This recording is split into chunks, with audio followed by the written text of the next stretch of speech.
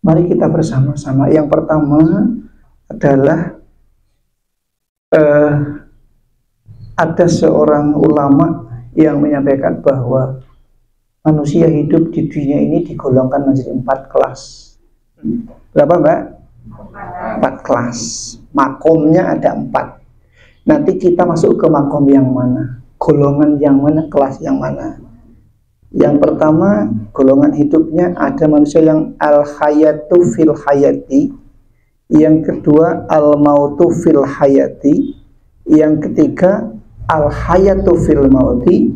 Yang keempat, al-mautu fil mauti. Apa enggak, Pak? Ngomong bedange wis metu kok. Ngajine ra khusuk iki. Wis tok kese bedange. Bismillahirrahmanirrahim. Bismillahirrahmanirrahim. La yadurru ma'asmihi syai'un fil ardi wala fis samai wa huwas samiul alim. Allahumma barik lana fima razaqtana wa qina adzabannar. Amin. Apal? Terakhir itu. Oh, biasanya mi ngono wae nek ngajari bocah, kok nek ibune meh mam ora maca. Iya betul Pak Sek. Nek bocah memang ayo mama ya mantan ya. Ayo memang Allahumma barik lana fima razaqtana wa qina. Amin. Kuwi nek anake arep nek ibuke memang yo ora. Nggih mboten. Lah sono ya ora kabeh sih. Ning akeh-akeh lali. Ning anake iki arep dituntun. Bar kuwi giliran ibune memang yo. Nah, al hayatu fil hayati, al mautu fil hayati, al hayati fil mautu, al mautu fil mauti. Apa mboten? Artinya apa? Nanti kita masuk golongan yang mana? Ini menarik kajiannya. Yang pertama ulama ngendiko ada golongan manusia yang al-hayatu fil hayati. Apa itu hidup dalam kehidupan? Hidupnya benar-benar hidup. Hidup bersinar untuk orang lain, untuk keluarga, untuk saudara, untuk tetangga, untuk teman. Dia betul-betul di situ menjadi figur yang dicontoh. Karena apa? Tidak ada dia sampai masa kehilangan. Karena dia terdepan apapun. Dia ide-idenya bagus. Dia dipakai orang banyak. Yang kata Nabi ini mengatakan bahwa yang saya sampaikan pada Pak Wali ini katakan Pak Nabi sih mengatakan khairun nas anfa'ahum linnas. Sebaik-baik manusia adalah yang manfaat untuk orang lain. Kalau orang udah sendiri wajar.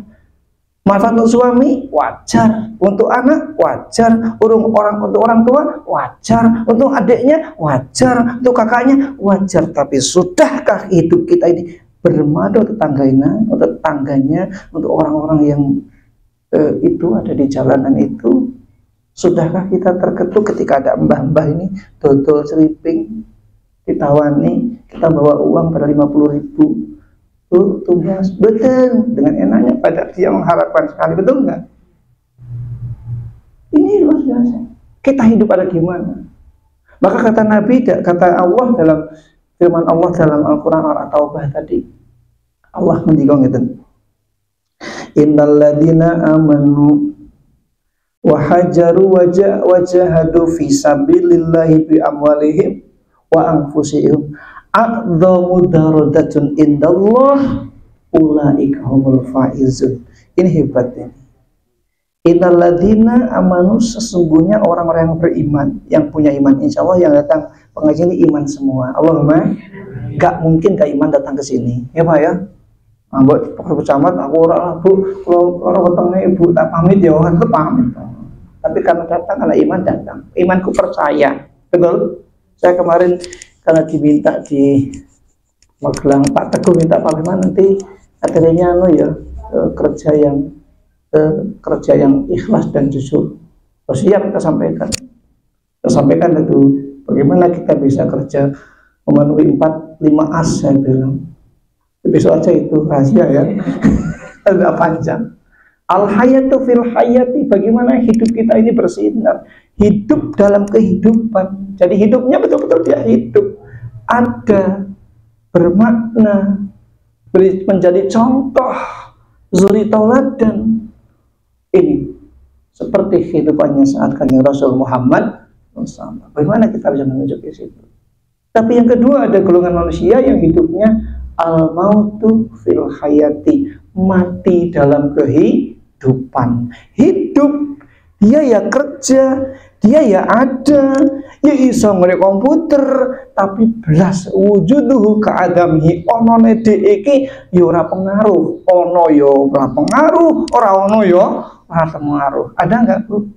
Di kampung ya ono wonge golek duit nih. Dengan aku belas nggak ada pengaruhnya. Ada dia yang nggak ada pengaruh, nggak ada yang nggak pengaruh.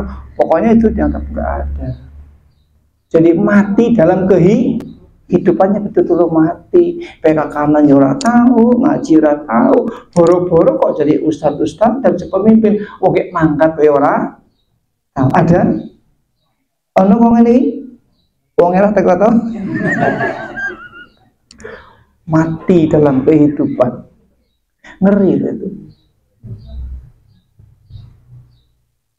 Maka yang bagus ya ini, alladzina amanu wahajaru. Lalu dia gimana kalau seperti itu? Wahajaru, dia mau berhijrah, mau hijrah, mau pindah. Kita ngaji ini tujuannya ingin pindah. Maka niatnya ngaji yang betul, pindah dari tadinya bodoh jadi pinter, tadinya nggak tahu jadi tahu, tadinya pelit jadi medit. Lupa. Orang guyon ngantuk soalnya. Ya tuh hijrah. Wah, dia mau hijrah, mau pindah. Aku pengen berubah. Maka tadi dari kantor udah niat belum? Udah niat belum ngaji? Niatnya piye? Ya tak tuntun. Ya Allah Gusti, kulo niat ngaji, ngilangi kebodohan, nukulke kepinteran, ngilangi dosa, nukulke ganjaran. Sampune kulo ngaji, mugi Allah dadosaken kulo tiang owah owah ki mau bareng ngaji ki owah ngoten lho. Owah ki nang RSJ ngoten. Maksudnya owah ki ngeten lho, bareng ngaji ana owah-owahane sing maune deneng dadi sadar, maune bolosan dadi ora. Ngoten lho maksudnya Bu Camat, maune ki keset dadi kita ngaji kan itu. Kan ada toh Pak, sing ngaji ya urung ngaji ya ngono, wis ngaji ya ora ono berubah, soalnya ngajine ora niat. Betul? Nek niat, ya Allah muga-muga kula dapat ilmu lah, manfaat minimal ke kula, keluarga kula, kalau tonggo-tonggo orang ribet ke tonggo. Ngoten to nggih. Jadi niat ngaji. Pun niat nggih tadi nggih. Nek sing apik jane nek saka omah ki mau saka ruangan ki mlakune sing mlaku ketoke sikil sing kewon dhisik. Yo berarti tangan. Ana hitungane kuwi aja bareng maksude.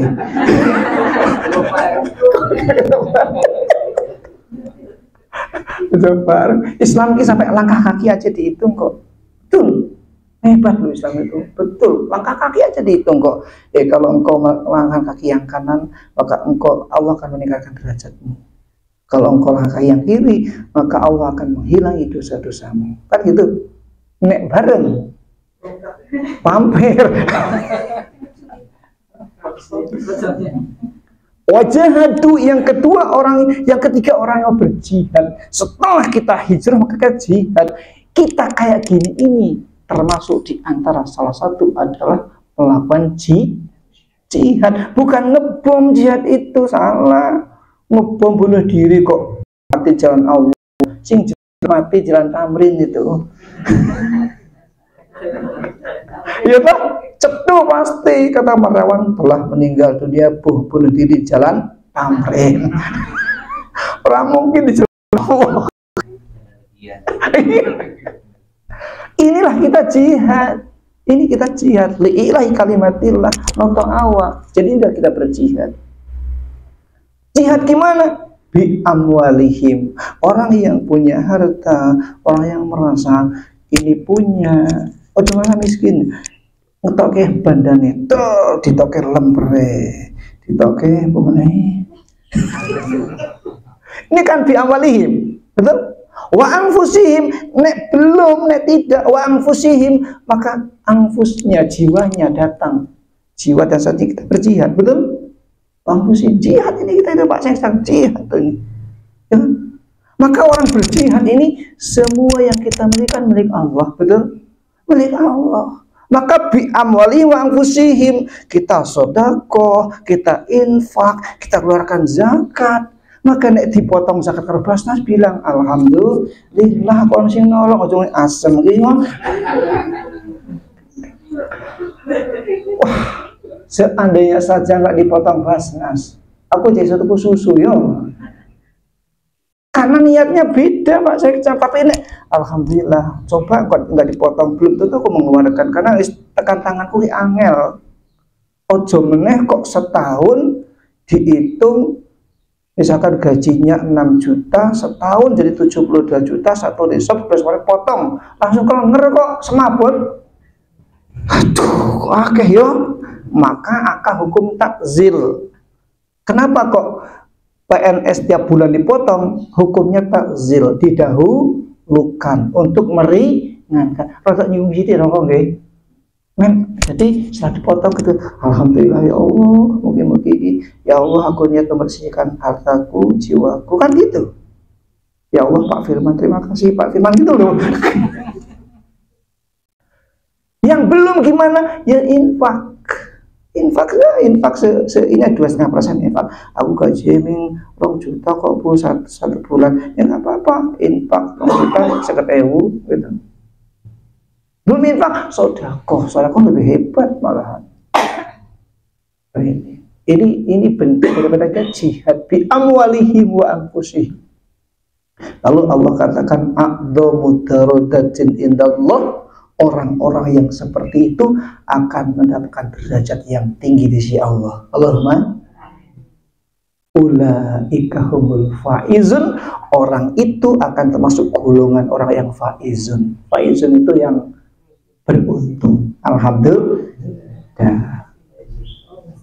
Makanya minal aidin wal faizin itu ojo disiap kosong-kosong. Karena nggak paham. Jawabannya paling bagus apa? Minal aidin wal faizin, kosong-kosong, kosong gitu. Yang paling tepat apa? Nggak tahu kan? Padahal pernah bodoh belum? Jangan pernah lebaran nggak tahu? Pernah ketemu itu nggak? Minal aidin wal faizin, malah apa lahir batin? Ora nyambung gitu. Ya sama-sama.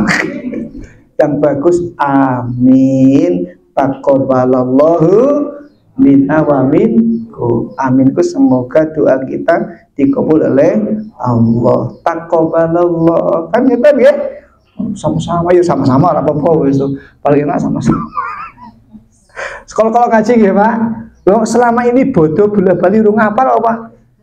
Nah, minal aidin wal faizin, apa faizin. Jangan nyambung loh. Nyambung. Ini orang ngaji apa paham ya Pak ya? Kalau ngaji. Sing nomor 3, al-hayatu fil mauti, hidup dalam kematian.